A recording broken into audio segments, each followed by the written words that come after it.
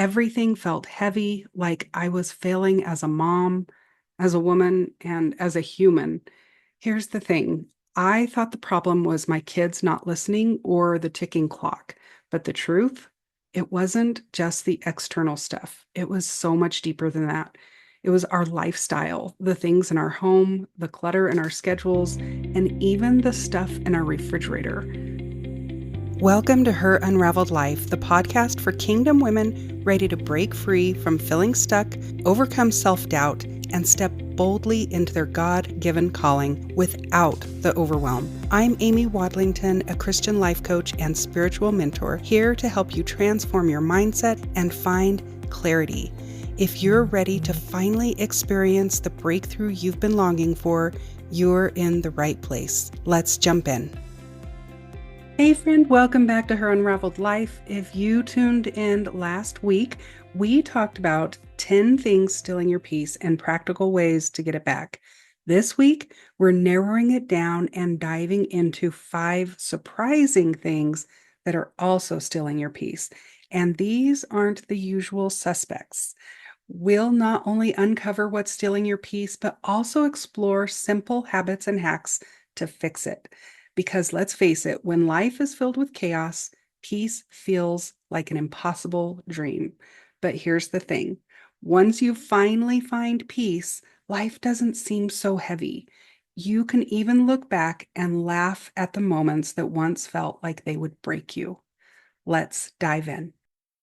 Looking back now, my girls and I laugh about it, but at the time it was anything but funny. Picture this. It's 7 a.m. I have to be at work by 8 a.m. sharp. No exceptions. If I'm late, I get written up, and 3 tardies means termination. The stakes are high, and my house is in complete chaos.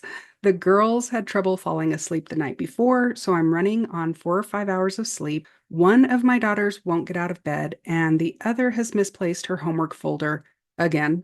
The dog is barking at the door like her life depends on it, and our indoor cat, who thinks she's an outdoor cat, is yelling at me to let her out. And me, I'm in the kitchen, half awake, desperately throwing together lunchboxes while yelling, "We're going to be late again." Finally, we pile into the car. I'm so frazzled. I'm slamming on the brakes at every red light, muttering cuss words under my breath. We make it to my mom's house to drop off the girls, and I slam the car door, snapping at my girls like every bad thing in my life is somehow their fault. Then one of them sheepishly tells me that she forgot her shoes. Cue the panic text to my mom's neighbor, whose daughter is about the same age as mine. "Hey, can we borrow a pair of shoes?" Again. I slip into my cubicle at exactly 8 o'clock, out of breath, wondering how in the world I made it on time and knowing that tomorrow will probably look exactly the same. It's ridiculous now, but back then it was my daily reality. And let me tell you, when you're in the middle of it, chaos is anything but funny. Everything felt heavy, like I was failing as a mom, as a woman, and as a human. Here's the thing. I thought the problem was my kids not listening or the ticking clock. But the truth, it wasn't just the external stuff. It was so much deeper than that.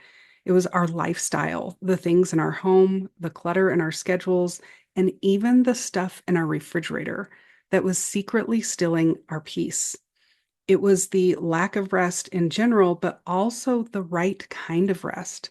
It was the monotony of never creating anything new, just repeating the same stressful day over and over and over again, with fear always breathing down my neck. Fear that I'd be late to work one too many times and lose my only income. Fear that I was failing my kids. Fear of what people would think if they knew how chaotic our lives really were. And let's not forget the overthinking. I'd spiral from, "Why can't my kids just listen to me?" to, "They're never going to learn responsibility," to, "What if they end up living in my basement forever or they end up homeless and on the streets?" Yep, that was my brain. And let me tell you, when peace is nowhere to be found, it's hard to find the humor in anything. Thankfully, I've learned to spot the hidden peace stealers in my life, and that's what we're talking about today. These five surprising things might not seem like a big deal, but they're sneaky. Once you recognize them, you can start to make small, intentional changes. And trust me, these changes add up. So let's unpack the first one. Number one is environmental and household toxins. You wouldn't think something as innocent as your laundry detergent or your favorite pumpkin pie candle could be a problem. But the truth is, many everyday products are loaded with toxins. These can mess with your hormones, cloud your thinking, and even affect your emotions. Let me tell you, once I swapped out my harsh cleaners for plant-based ones, I noticed a huge difference. My house still smelled fresh, and I wasn't constantly battling brain fog or irritability. Here's the fix. Start small. Replace one product this week, maybe your dish soap or your air freshener. I personally love Young Living for clean, toxin-free options, and I'll link it in the show notes if you want to learn more, or you can always book a free call with me, and I'd be happy to share with you what changes we made.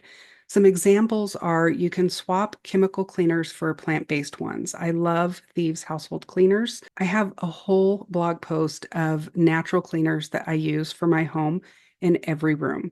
And I use essential oils for freshening up our home instead of synthetic sprays and air fresheners. Those things are filled with endocrine disruptors and they will still your peace. And then we use wool dryer balls with a drop of lavender oil instead of dryer sheets and all kinds of other things. We removed fluoride from our toothpaste, and I use Thieves toothpaste. I use Young Living's deodorant, all clean makeup. All of our skincare and hair care is as clean as possible. It feels like a big undertaking, but once you start swapping things out and you notice how much better you feel, you will not regret the change. Number two is gut health. Let's talk about your gut. It's basically the control center of your body and your mind. When your microbiome is out of balance, it can lead to anxiety, brain fog, and even sleep issues. Think about those days when you've eaten nothing but junk food. You're tired, cranky, and just plain off. That's your gut saying, stop and help. But here's the fix. Start incorporating gut-friendly foods like yogurt, but you really want to watch the sugar with the yogurt that you eat. I like to do plain yogurt and just replace it for a savory dish instead of the sweet yogurts that are filled with sugars and different chemicals that you really shouldn't be eating. Kimchi, sauerkraut, and bone broth are all really good, healthy foods for your gut. And if you're not taking a probiotic yet, now is a really good time to start. Some other examples are add a fermented food to one meal this week. Just start playing with the fermented foods. Even eat pickles. Those are fermented and they're really good for you. You can drink pickle juice. It's full of electrolytes and it's really good for you. Eating just a couple of tablespoons of sauerkraut in the morning is really healthy for your gut. And like I said, you can do yogurt or you can do kefir. There's lots of different things that are filled with probiotics naturally in the foods that you drink.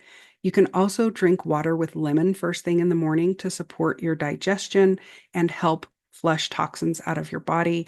And you can cut back on processed snacks and replace them with whole foods. If it comes in a cardboard box, it's probably not very good for you. Start making fresh foods from scratch as much as possible.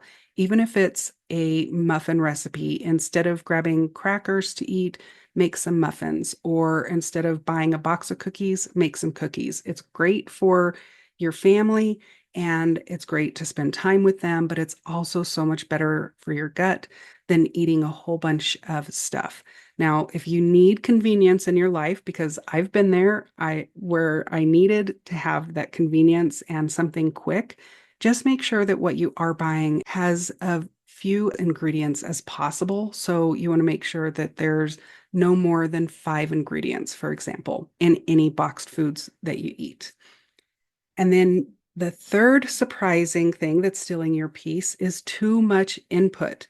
Do you ever feel like your brain is just on overload? That's what happens when you're constantly bombarded by social media, news, and endless emails. For me, mornings used to start with Instagram immediately. Within minutes, I'd be comparing myself to other moms who seem to have it all together. Secret, they don't. And my day would start off feeling like I was already behind in life. But here's the fix. You just want to set some boundaries for your screen time. One of my favorite practices is a digital sunset where I shut down all devices an hour before bed. You can turn off your notifications for one app this week, just starting small, and schedule specific times to check email instead of constantly refreshing throughout the day or getting those notifications all day long every day. You may even consider removing the apps from your phone, taking email off of your phone and social media off your phone, and only checking those things on a computer. So then that way you're not tempted to always be looking at your phone. If you really are struggling with it, I would recommend looking at doing a digital detox or a fast. Anything that is keeping you from spending time with God or giving you comfort instead of God, if you're using it to escape from reality, then it's a sign that you may need to do a fast. I have my book that's 21 Days of Prayer and Fasting. It's called Into the Deep 21 Days of Prayer and Fasting. You can get it on Amazon, and I'll link it in the show notes. But it walks you through doing a fast and removing those things that are really just keeping you from having a relationship with God and stealing your peace. Then you can also replace your morning scrolling with quiet time or journaling, getting into the Word, even if it's just sitting down for a few minutes, closing your eyes and saying, Lord, what do you have for me today? Or thank you, God, for giving me this day. What do you have in store for us? And then number 4 is not getting the right type of rest. Here is a game changer. Rest is not just about sleep. Yes, getting enough sleep is really important, but there are 7 types of rest. There's physical, mental, emotional, sensory, social, spiritual, and creative. If you're not getting the right type of rest that your soul needs, you'll still feel drained no matter how much sleep you get. You want to identify the type of rest that you're missing. Maybe you'll need creative rest, which we cover in episode 13 of the podcast, or emotional rest, where you let yourself process your feelings. And you can listen to episodes 7 through 14 of my podcast for a deep dive into every type of rest that there is. Now, if you're overstimulated, take a sensory rest break by sitting in silence. Turn off the notifications on your phone, turn off all of the electrical powered things that are around you, maybe even unplug your Wi-Fi because that even has a buzz that we can't necessarily hear with our ears, or sit outside in nature and just let your senses rest. And then if you're emotionally drained, call a friend who makes you feel safe. And if you are having creativity burnout, spend some time brainstorming or even just daydreaming. And that leads us to number 5, which is not creating anything. We were created to create. When we're stuck in a cycle of consuming, scrolling TikTok, binge watching Netflix, we lose the peace that comes from making something with our hands and our minds. It doesn't have to be Pinterest perfect to count. Baking cookies, coloring with your kids, or even brainstorming ideas can be incredibly restorative. You want to unplug and make space to create. When we create, we bring calm to the chaos, just like God did in Genesis 1. Some other examples would be baking or painting or planting a garden. You could write a journal entry or brainstorm new ideas. You could build something, whether it's a birdhouse or a Lego set with your kids. Just start creating and don't let your creative juices be robbed by scrolling through social media and other people's creations. So let's recap a few simple ways to bring back peace into your life. Number 1 is just be present. Focus on today. Matthew 6:34 says, "Don't be anxious about tomorrow, for tomorrow will worry about itself." And then practice gratitude. Philippians 4:6 reminds us to present your requests to God with thanksgiving. Gratitude shifts your perspective. And then spend time with God, whether it's worship, journaling, or walking in nature. Lean into the peace that He promises. Peace I leave with you, my peace I give to you, He promises in John 14:27. So, which of these peace stillers hit home for you? I would love for you to share in the comments, or for you to leave a review, or even book a free breakthrough session with me, and we can talk about it if you need some help getting some breakthrough in any of these areas. You could also join my free community that is on Facebook. I will put a link in the show notes, but you can find it at amywadlington.com/community. Okay, friends, that is all that we have today. Until next time, take a deep breath, choose peace, and remember, you've got this.